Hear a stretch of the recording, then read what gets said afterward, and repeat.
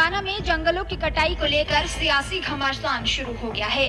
Bharatiya Janata party के नेता तजिंदर बग्गा ने हैदराबाद यूनिवर्सिटी से सटे कांचा गाचीबोगली गांव में हरियाली को खत्म करने के मुद्दे पर राष्ट्रीय राजधानी दिल्ली में होर्डिंग्स लगाकर लोकसभा में विपक्ष के नेता राहुल गांधी पर हमला बोला।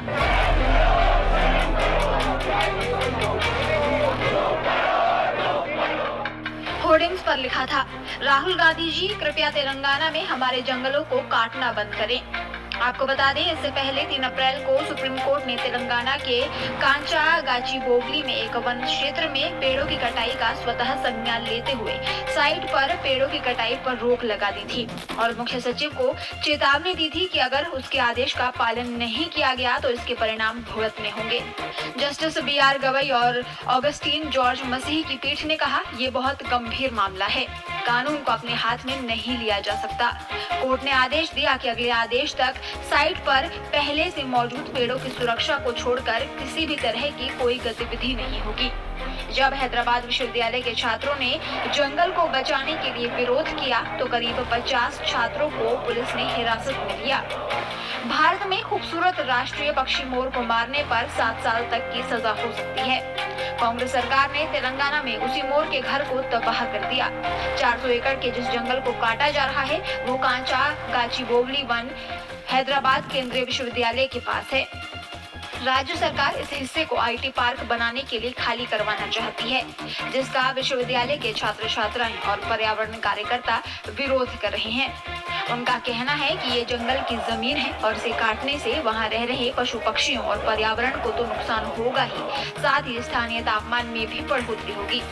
छात्रों, पर्यावरणविदों और स्थानीय लोगों का कहना है कि ये क्षेत्र जैव विविधता से समृद्ध है, जिसमें 455 से ज्यादा प्रजातियों के पेड़ पौधे, मोर, हिरण और अन्य प्रजातियों के वन्यजीव हैं।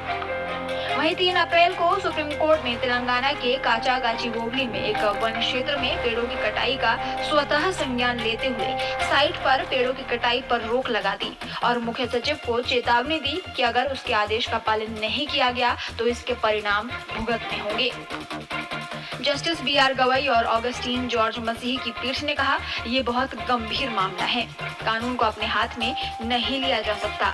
कोर्ट ने आदेश दिया कि अगले आदेश तक साइट पर पहले से मौजूद पेड़ों की सुरक्षा को छोड़कर किसी भी तरह की कोई गतिविधि नहीं होगी।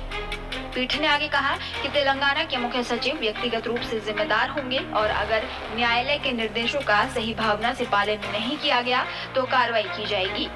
पीठ ने मुख्य सचिव से न्यायालय के प्रश्नों का उत्तर देने को कहा, जिसमें ये भी बताना शामिल था कि वन क्षेत्र से पेड़ों को हटाने सहित विकासात्मक गतिविधियों को शुरू करने की अनिवार्य आवश्यकता क्या थी।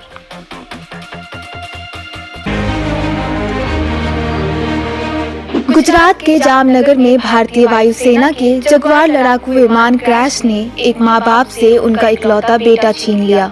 शादी का इंतजार कर रही लड़की से उसका होने वाला पति छिन गया। ना जाने क्या बीत रही होगी उस लड़की पर जो आंखों में हजारों सपने लिए अपनी शादी के दिन गिन रही थी। ना जाने क्या हाल हो रहा होगा उस माँ बाप का जिन्होंने आँख के तारे अपने चिराग के मौत की खबर सुनी। जी हाँ, लेफ्टिनेंट सिद्धार्थ यादव अपने माता पिता के इकलौते बेटे थे और वह परिवार के चौथी पीढ़ी थे जो सेना में सेवाएं दे रहे थे।